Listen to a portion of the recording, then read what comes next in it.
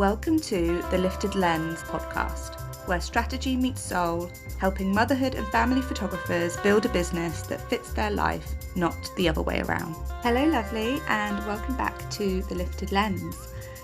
Today's episode is going to be slightly slower and more honest, but also quite practical as well, because I want to talk about something that I think gets massively overlooked when we're trying to grow our businesses, and that is self-care and how deeply it's connected to our creativity, because not in a fluffy, just have a bubble bath kind of way, but in a real, this will impact your work, your energy, and your business kind of way.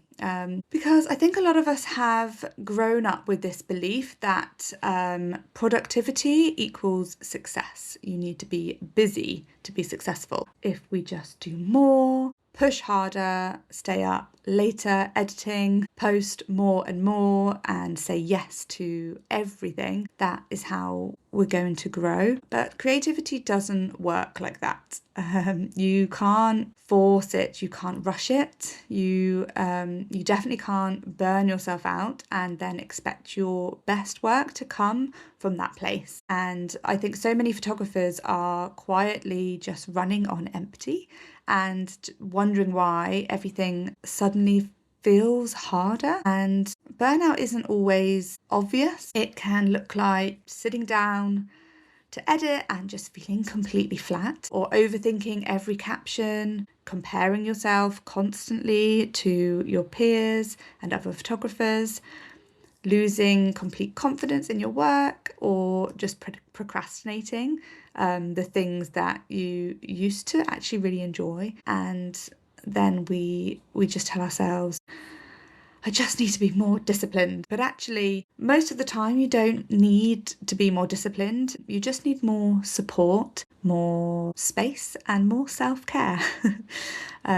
Creativity thrives when you're feeling safe and calm and inspired, and creativity needs space. If your nervous system is just constantly in that kind of go, go, go state, which I've been there many times, just always rushing, always thinking about the next thing that needs to be done, then there's no room for ideas to come, for creativity to thrive. Some of my absolute best ideas have come when I've not been working. So when I've just stepped away from the computer, maybe on a walk or a run, in the shower, if I've gone to sort of sit in a coffee shop, and when I'm just kind of in a state of being, not doing, that's when ideas can come and things can just kind of click. And something I've been really leaning into more recently as well is working with my energy instead of against it, because not every day has to be a high output creative day. Some days you're going to feel really inspired, full of ideas and ready to create,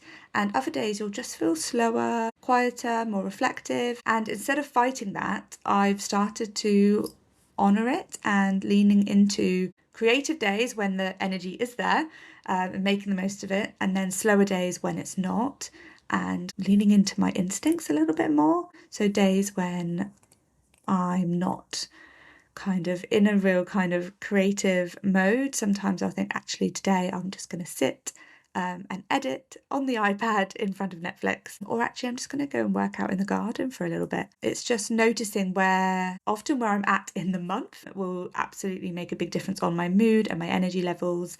And yeah, just honouring that has made a real big difference, because when you stop trying to force yourself to operate at 100% all of the time, you start to create better work when it matters. So on the weeks that you know you're going to have a lot more energy, that's when you can schedule in the kind of the high energy stuff. And on days when you know that you're not going to have so much to give, then just to honour that and allow those quieter, slower days when it's needed. And I think this is really where self-care will get misunderstood, because it's not about perfection, it's about the little things that can support you. So for me, it's going for a run, even when I'm really not feeling like it, getting outside in nature, having a real nice slow morning with a coffee, or going to get my nails done and just having an hour to myself, often going to bed early instead of pushing through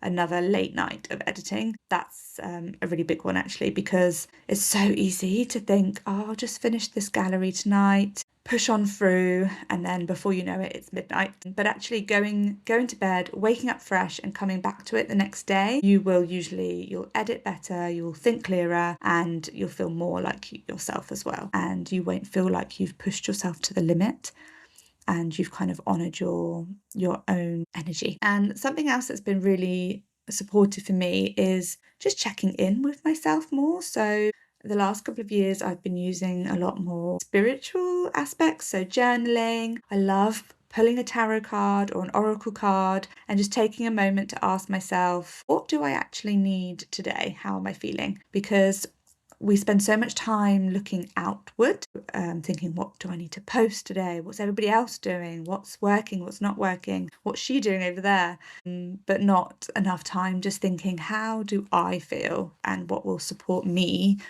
right now in this moment? And that connection to yourself is where your most aligned ideas can come from as well. Going inwards and taking that time to really think about what it is that you want yourself.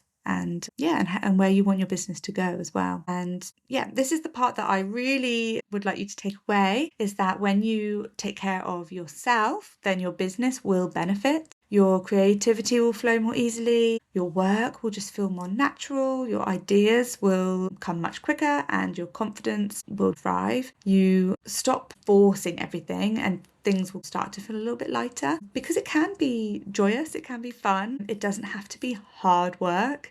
And that's when things sort of really start to become a bit lighter and more enjoyable. So if you've been feeling stuck or uninspired or a bit disconnected from your business lately, then I don't want you to ask, how can I do more? What can I do? What do I need to do? I want you to ask, where can I actually just soften a little bit? Where can I create a little bit of space? Where can I support myself better? Because that's where creativity will thrive. And it doesn't have to be 2 hours every week. I know a lot of us, we don't have a lot of time. We often will have kids. The school days go very quickly, I know. So sometimes it can just be a case of 10 minutes to yourself to sit in the garden with a cup of tea, rather than pushing through your emails. The emails will always be there tomorrow. So sometimes just taking that time for yourself will benefit you and your business a lot more, because you're not feeling resentful of it taking up so much of your time, and setting up some small little boundaries as well can help. So a little reminder for you today that slowing down doesn't mean you're lazy. It's just really part of the process, and you are allowed to slow down. You are allowed to rest. That's absolutely okay. At the end of the day, this is why we become self-employed, right? So that we can enjoy those slower days, and we're not having to work 24/7. Please share this podcast with your photographer friends, and if you are enjoying the podcast as well, please leave me a review. Reviews make a huge difference and I would be forever grateful. Thank you so much for listening, and I'll see you in the next episode. Bye.